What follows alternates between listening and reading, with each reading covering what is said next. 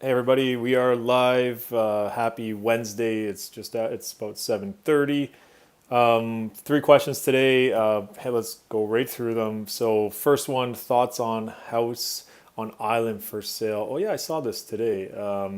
It's actually I looked into a little bit. So I've personally never done a purchase on the Toronto Islands. I know that they have their own residential like community, and I know that it is a land lease. It's owned by the government, so you have to. From what I gathered is that you have to apply to get the list, and it's called the purchasers list. So you have to apply, you have to pay to get the purchasers list. I believe that people can put their properties on the list. I'm not too sure on that, and then I'm not sure if it's like an open bid or what goes with that. Two things that would come to question for me would obviously be like if it is a land lease, so financing might be a challenge. I'm not too sure on that. Any of you mortgage brokers want to chime in and give your expertise on that, that'd be amazing. And I also think that insurance might be a challenge as well because it is on the island. So again, not sure if you're a mortgage agent, insurance broker. Let me know if these two things, or if you've purchased on the island before, and you can give me your expertise on how that process works. That'd be really cool to hear about. So yeah, I mean, I think like everything, it's housing, it's downtown, so well, it's a ferry ride away from downtown, so just cool nonetheless. But any of you experts who have done that before, it'd be really awesome to hear your thoughts and how that works. So thoughts on the market. Okay, well, I mean, numbers came out today. I know, we're going to see a million headlines. Everything's probably plummeting and plunging. Sales definitely way down, almost 50% down from last year. Prices in the Greater Toronto Area, like month over month, if we're going to go month over month, let's say, relatively, I mean, down 1 to 2% for the most part. I know, like Simcoe County, they were down almost 6%, and Halton was actually up 2.5% as a composite, so on average. So, and that's all housing types combined. I will be doing a market update to take a deep dive into these numbers and into some micro markets. Not every market is the same. What I think right now, it's a bit of a mix. We've been seeing a combination of properties that have been on the market for 40 days, get a couple offers like in this past week. We've been seeing, I did open house the other day, 13 groups came through, so definitely buyers were there. A mix of all different sentiments, honestly, and in these conversations. That's why I do like doing these open houses to get a feel from other buyers that are just in the area that aren't my clients, that are just walking in, and I just like talking to hear their thoughts on what's going on in the market, what they think in the market, and kind of a mixed sentiment, and I think that we are seeing that as well. We're seeing great products that have been sitting. We've seen, a combination of the properties that are severely underpriced get, 40, 50 offers, but maybe not quite getting that number that the seller was looking for in the first place.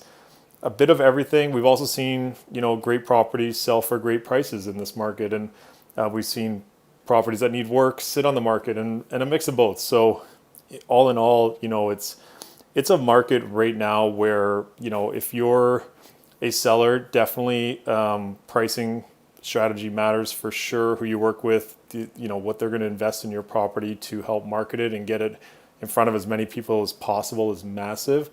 It's no longer just put the sign up and get offers. That's for sure.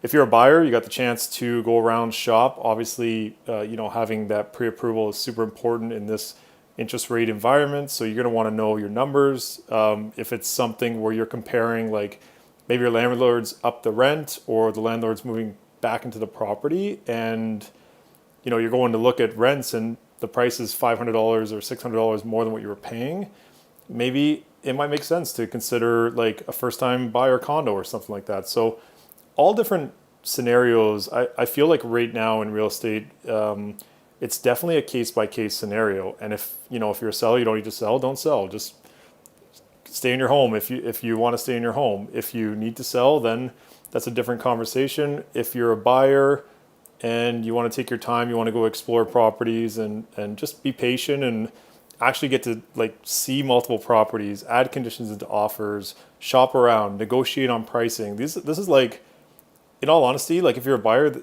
this is the fun part about buying. It's like going to see cool properties and not just one of them that you have to make an offer on. You get to see multiple awesome properties out there. So definitely, like, I think the tables have just shifted or turned, or I know everyone has used the shift. The market shift's already happened. Like it's there, it's done. Like we're just in a different, totally different market. And buyers, like, you didn't have your time for the last 2 years. Your time is coming back. So obviously, there is an interest rate. And I'm not going to talk about, like, interest rates and stuff like that. If the time is right for you and you are looking to buy and you can afford the payments and you're good with that and you want to get into home ownership, maybe you have an opportunity here to take your time, go shopping.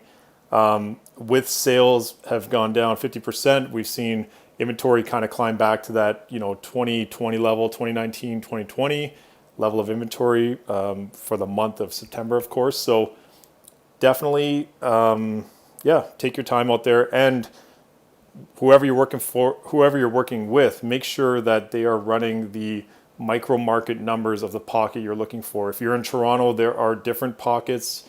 Every single micro market, every single type of property is performing differently. Again, on that market update, I'll show the chart. Some are up, some are down. You really have to be like very specific with what you're looking for at the given moment, and know like what those properties are doing in that very specific micro market that you're looking in. So that's my take on the market. And again, yeah, market update will come soon. Next question: Are you full time? I'm guessing that question is, am I a full time agent? Yeah, I'm full time. When I retired from hockey a couple years ago, I decided to invest everything into real estate. That's what I do. My dad's have been a realtor for many years. My aunt's been a realtor for many years. It's something that's been in my family.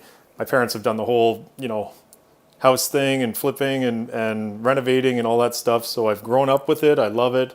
I am full time. It's what I do every single day. I wake up and I, work on my craft, work on trying to provide the most value for my clients and try to educate as much as I can. So yeah, I do it full time. I probably wouldn't have it any other way for me anyway.